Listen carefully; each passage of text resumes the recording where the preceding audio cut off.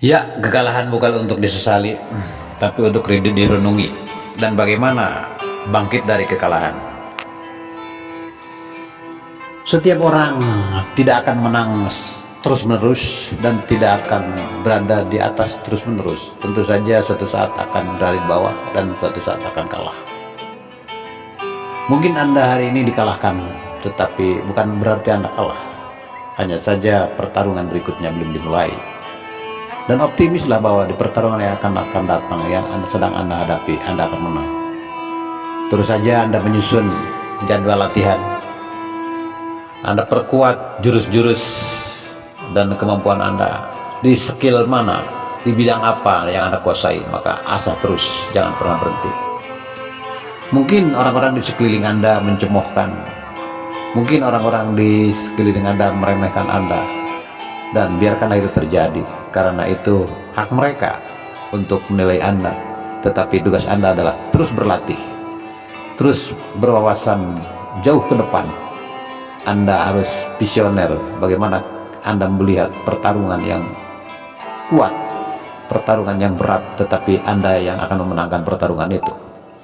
Lihatlah medan laga, lihatlah medan pertempuran, lihatlah medan juang di depan Anda, bukan menyesali apa yang telah Anda alami di hari kemarin. Karena menyesali hari kemarin, menangisi kekalahan kita di hari kemarin, itu adalah sebuah kelemahan bagi seorang petarung.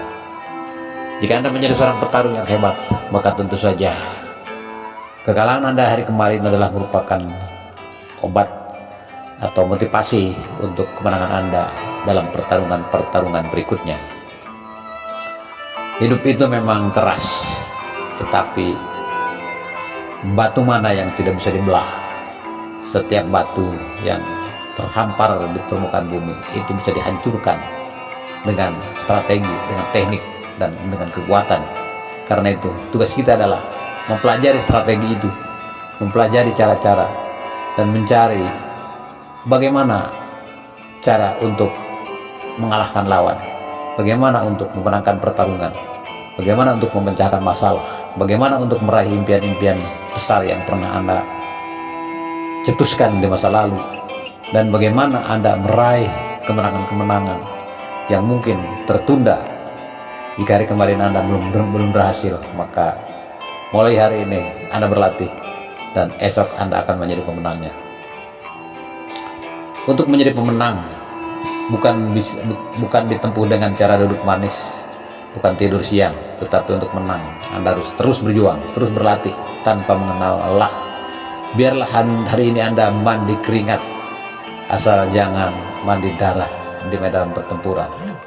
Lebih baik Anda mati bermandi keringat pada hari ini dalam latihan, daripada Anda bermandi darah di medan perang, di medan pertempuran. Artinya, kerahkan semua potensi Anda hari ini untuk berlatih, karena semua itu tidak akan sia-sia. Mungkin hari esok Anda tidak berlatih, tidak bertarung, tetapi mungkin lusa Anda akan menghadapi pertarungan itu, dan yakinlah bahwa Anda akan memenangkan pertarungan itu.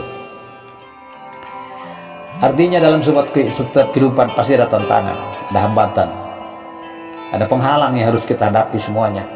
Penghalang itu bisa dari diri kita sendiri dan dari orang-orang yang kita cintai. Bukan hanya dari orang-orang yang membenci kita, bisa jadi orang-orang yang selama ini ada di antara kita, ada di sekitar kita, bisa saja keluarga kita, pasangan hidup kita, mereka akan menjadi penghambat. Karena itu, tetaplah Anda pegang prinsip apa yang menurut Anda benar, dan apa yang menurut Anda ada manfaatnya untuk diri Anda, untuk keluarga Anda, dan untuk orang-orang di sekitar Anda. Maka teruslah berjuang, teruslah raih, karena kepuasan batin ada pada diri Anda sendiri. Kemenangan yang dari orang lain mungkin bisa membahagiakan bagi kita untuk sementara waktu, tetapi yang kemenangan yang kita raih sendiri maka akan lebih memuaskan diri kita. Karena itu jangan hanya menjadi penonton, kita harus menjadi pelaku dalam perjuangan ini. Tentu saja perjuangan manusia berbeda-beda. Bisa berjuang dalam segi, bisa kita berjuang bisa dengan pena, dengan pikiran, dengan senjata, dengan cangkul, dengan tenaga. Mungkin juga kita berjuang dengan hanya menulis beberapa kata, kemudian kita kirimkan, kita posting, kita upload, dan tentu akan diambil manfaat oleh orang lain. Itu juga sama berjuang. Atau mungkin hanya dengan menyisihkan beberapa rupiah kekayaan yang Anda miliki, uang yang Anda miliki untuk membantu orang-orang miskin, itu juga berjuang. Atau Anda hanya mengandalkan sekadar huruf A, B, C, D atau alif, ba, ta, sa pada orang-orang yang belum bisa membaca, itu juga berjuang. Jadi cara untuk berjuang banyak cara, banyak jalan. Bukan hanya di medan tempur, tetapi juga ada di sekolahan, di majelis taklim, dalam kegiatan sosial, di panti asuhan, di rumah sakit, dan di mana saja lahan untuk berjuang tetap terbuka bagi Anda yang punya semangat untuk terus berjuang mengabdi untuk umat manusia, bukan hanya untuk kehidupan Anda sendiri. Oke, sampai sini mudah-mudahan ada manfaatnya. Saya Ki Adul bin Ahmad Ururi. Assalamualaikum.